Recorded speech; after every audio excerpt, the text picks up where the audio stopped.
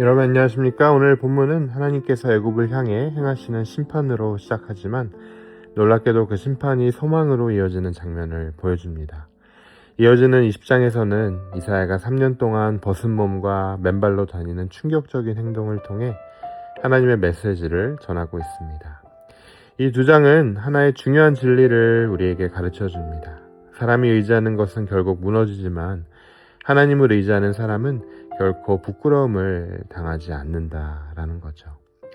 19장 후반부를 보면 애굽 사람들은 하나님을 두려워하기 시작합니다. 하나님께서 그들의 힘과 교만을 꺾으시자 비로소 하나님을 찾게 됩니다. 특별히 19장 22절은 하나님의 마음을 잘 보여주고 있습니다.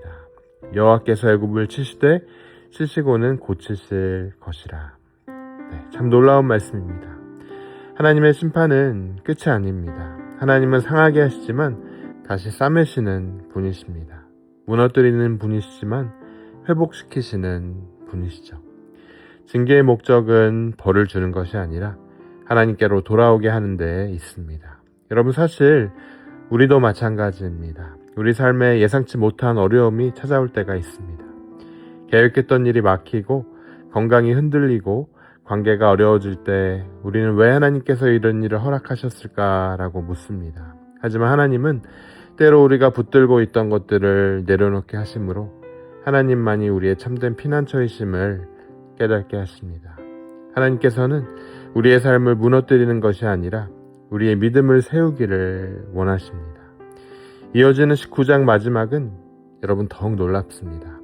애굽과 아수르 그리고 이스라엘이 함께 하나님을 예배하는 장면이 등장하죠. 당시 애굽과 아수르는 이스라엘의 원수였습니다. 인간적으로는 절대 하나가 될 수 없는 나라들이었어요.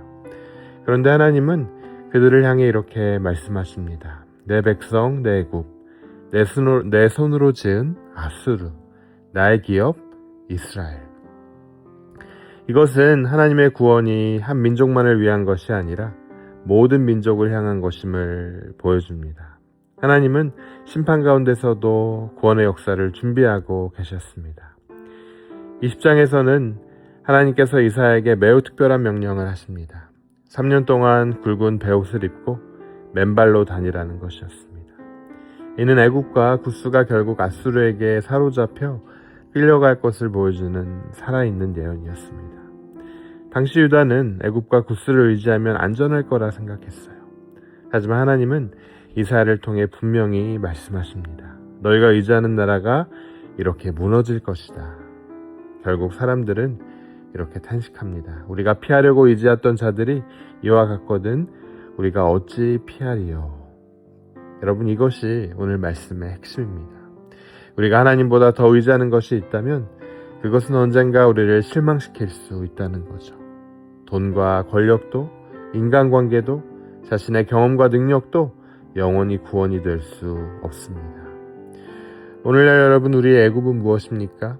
안정된 직장일 수도 있고, 통장 잔고일 수도 있고, 건강이나 인맥, 자신의 실력일 수도 있습니다. 물론 이 모든 것은 하나님께서 주신 귀한 축복입니다. 하지만 그것이 하나님보다 더 큰 안전이 되는 순간 그것은 우리의 우상이 될 수 있습니다. 반대로 하나님은 결코 우리를 실망시키지 않으십니다. 하나님은 때로 우리의 의지처를 흔드심으로써 더 견고한 반석이신 자신께로 우리를 이끌고 계신 거죠. 오늘 하루를 시작하며 우리의 마음을 하나님 앞에 점검해 보면 좋겠습니다. 내가 가장 의지하는 것은 과연 무엇인가? 어려운 순간 가장 먼저 붙드는 것은 하나님입니까? 아니면 내가 만든 안전장치입니까? 하나님은 오늘도 우리를 초청하십니다. 세상의 힘을 의지하지 말고 나를 신뢰해라.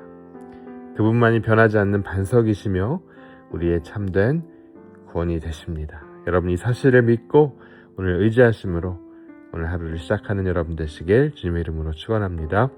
우리 함께 기도하겠습니다. 주님, 은혜에 감사합니다. 눈에 보이는 힘과 세상의 안전을 의지하기보다 오직 주님만을 신뢰하는 믿음을 허락하여 주옵소서. 때로는 우리의 삶을 흔드시는 순간에도 하나님의 선한 뜻을 신뢰하게 하시고 징계 가운데도 회복을 이루시는 하나님의 사랑을 깊이 경험케 하여 주옵소서. 오늘도 사람이나 환경이 아니라 변함없으신 하나님만 붙들며 살아가게 하여 주옵소서. 이 모든 말씀 예수 그리스도 이름으로 기도합니다. 아멘.